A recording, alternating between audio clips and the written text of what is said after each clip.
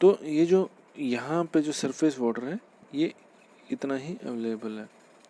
और इस जब हम इस सरफेस वाटर को लेंगे, इस सरफेस वाटर को सिर्फ लेंगे, तो इसका भी जो जो 0.30% है, इसमें 2% रिवर है। 0.30% में का जब एक साथ लेंगे तो उसमें सिर्फ 2% जो है रिवर्स है, 11% स्वैम्प्स हो गए जहाँ पे गीले जगहें हैं, और बाकी जो है इसका जो 87% है वो लेक्स में। तो आप देख रहे हैं कि हमारे पास कितना कम पानी है जो हम अपने इस्तेमाल के लिए, अपने अपने यूज़ के लिए, जो हमारे पास जो पानी है अपने इस्तेमाल के लिए यहाँ, वो बहुत कम है मतलब। और वैसे भी आप आजकल सुनते ही है कि क्लाइमेटिकल चेंज कितना आ रहा है, पानी हमारे पास जो है बहुत कमी हो रही है, जो पोल्यूशन हो रहा है इसकी वजह से हमारे पास काफ़ी कम पानी रह गया है। तो ये आपको बचाना है। तो इसलिए जो पानी है हमें फ्रेश वाटर, इसको एक तरीके से खर्च करना है। तो फिर है सर्कुलेशन इन ओशंस। जो ओशंस में है सर्कुलेशन, जैसे मैंने आपको बात की थी पहले कि जो समुंदर में जो पानी है वो कैसे मूव करता है। Ocean water is always moving. जो समुद्र का पानी है वो हमेशा चलता रहता है, वो रुकता नहीं है। And different types of movements in oceans are, और जो अलग अलग तरीके के जो मूवमेंट्स है, किस तरह से हिलता है, एक जगह से दूसरी जगह जाता है। Waves, tides, currents. वेव्स यानी लहरें, टाइड्स यानी जवार, और करंट्स यानी धारें, जो धारें बहती हैं वही। तो फिर इसको एक एक करके लेंगे हम। क्या है waves? A wave is an area of moving water that is raised above the main surface. एक वेव या एक लहर वो होगी कि एक ऐसा एरिया, एक ऐसी चीज़ जो पानी की जो सतह से ऊपर उठे, ठीक है, ऊपर उठ के आगे बढ़ती है। When winds blow at high speeds, waves can become huge and destroy life and property. जब हवाएं तेज़ी से चलती हैं वो क्या करती हैं, वो इन जो लहरों की जो है स्पीड बढ़ा देती है और ऊपर उठा देती है, जिसकी वजह से जान माल का काफ़ी नुकसान होता है। This could also be because of volcanic eruptions, earthquakes और अंडर वाटर स्लाइड। ये सिर्फ हवाओं की वजह से नहीं होता, ये वॉल्केनिक इरप्शन यानी जब ज्वालामुखी वगैरह जब फटते हैं, या अर्थक्वेक आता है, या ज़मीन के नीचे लैंडस्लाइड्स होते हैं, तो इनकी वजह से भी ये तूफान आते हैं, ये वेव्स आती हैं। A tsunami is a series of waves that can be more than 100 feet high. तो एक सुनामी है जिसके बारे में आपने सुना था कि जिसने काफ़ी नुकसान किया था लोगों का। तो वो उसकी जो लहरें हैं वो 100 फीट की ऊंचाई तक जाती हैं, 100 फीट की ऊंचाई तक या उससे भी ज़्यादा। टाइड्स, अब टाइड्स यानी जवार। Tides are form by rising and falling of the sea due to attraction of the moon and the sun. जो जो जो जवार होते हैं ये कैसे बनते हैं, जब समुंदर में क्या होता है कि जो चांद और जब सूरज एक दूसरे की तरफ अट्रैक्ट होते हैं तो उस टाइम पे ये टाइड्स बनते हैं। When water covers much of the shore, it is known as high tide. जब पानी है जो ज़्यादातर जो शोर यानी किनारों को जब कवर करता है, जब किनारे के एंड तक पहुंच जाता है, तो उसको बोलते हैं high tide. When water falls to its lowest level and recedes from the shore to it's known as low tide। और जब जो किनारों से कम पीछे हट जाता है पानी, मतलब पीछे जो इसका नॉर्मल जगह से पीछे हट जाता है, तो उसको बोलते हैं लो टाइड, ठीक है। On full moon and new moon do On full moon and new moon days, the sun, the moon and the earth are in the same line।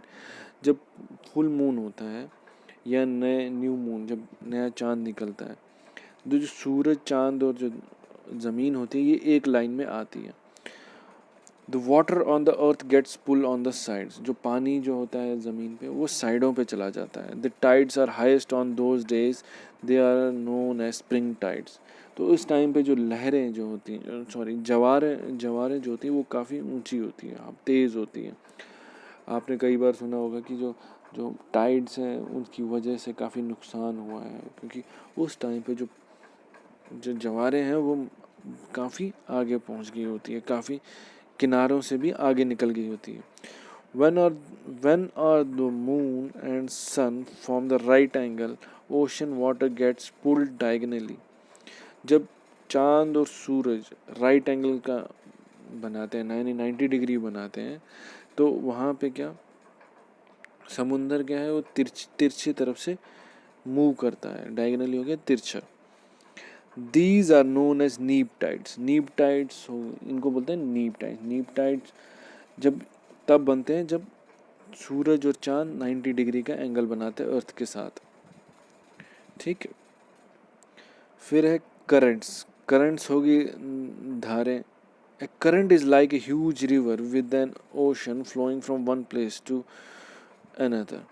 क्यों, ये एक बड़े से रिवर की तरह होता है जो ओशन में बहते हैं, समुंदर में जो बहते जो हैं उसको बोलते हैं। तो ये एक जगह से दूसरी जगह पे मूवमेंट करते हैं। Currents are also caused by differences in temperature and salinity and by winds. तो ये जो करंट्स हैं, ये जो धारें हैं, ये किसकी वजह से बनती हैं? ये इसकी वजह से कि जो वहाँ पे टेम्परेचर कैसा है, वहाँ का पानी खारा कितना है, या जो विंड्स हैं, जो तूफान, जो हवाएं, तेज़ हवाएं, उनकी वजह से भी बनता है। They are responsible for the vast amount of movement of water found on earth oceans. तो ये सबसे ज़्यादा इसकी वजह से ही जो ज़मीन पे जो समुद्र का पानी है, उसमें जो मूवमेंट होती है, उसमें एक जगह से जो दूसरी जगह से जाता है, वो इसी की वजह से जाते हैं। इन्हीं वजहों से, टेम्परेचर से, सैलिनिटी से, या तेज़ हवाओं से। Warm ocean currents, the Gulf Stream for example, originate near the equator and move towards the poles. जो वार्म ओशन करंट्स होती है वो क्या करती है, वो इक्वेटर के पास से बनती है, वो गर्म। ठीक है, वार्म का मतलब है गर्म। ठीक है, समुंदर की जो लहरें हैं, धारें हैं, वो वहाँ से निकलती है, कहाँ से, इक्वेटर से, और वो पोल्स की तरफ जाती है, वो दूसरी जगहों पे जाने शुरू मूवमेंट होती है। Cold ocean currents, the Labrador current एक एग्जांपल है आपके लिए। Carry water from polar regions towards the equator. तो ये क्या करती है, जो ठंडी, जो एक तरीके से जो ठंडा पानी है, वो वहाँ से लेकर इक्वेटर की तरफ आती है। तो ये एक कॉन्टीन्यूस प्रोसेस है जो चलता रहता है। ठीक है, फिर how are waves, tides and currents different. तो जो वेव्स है, करंट्स है या टाइड्स हैं, वो फ़र्क कैसे, आपको शॉर्ट तरीके में बताओ। Which is caused by gravitational pull, earth the pull between the earth, sun and moon, उसको बोलते हैं टाइड। जो ग्रेविटेशनल पुल के दौरान होता है अर्थ, ज़मीन के बीच में, सूरज के बीच में और चांद के बीच में। Which is large stream water flowing over, large stream water है यहाँ पे, सॉरी, फ्लोइंग द ओशंस। जो लार्ज स्ट्रीम वाटर होता है जो समुद्र में जो चलता है एक साथ, उसको बोलते हैं करंट। मतलब जैसे which is formed as energy is transferred from wind through the water. ऐसी कौन सी चीज़ है जो एनर्जी के तौर से एक जगह से एनर्जी की वजह से बनती है।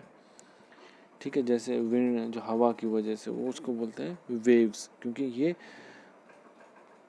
जो विंड जब आती है, जब तेज़ हवा आती है, तो उस टाइम पे ये वेव्स बनते हैं, यानी लहरें बनती हैं। Thank you so much. उम्मीद करता हूँ आपको ये समझ आया होगा।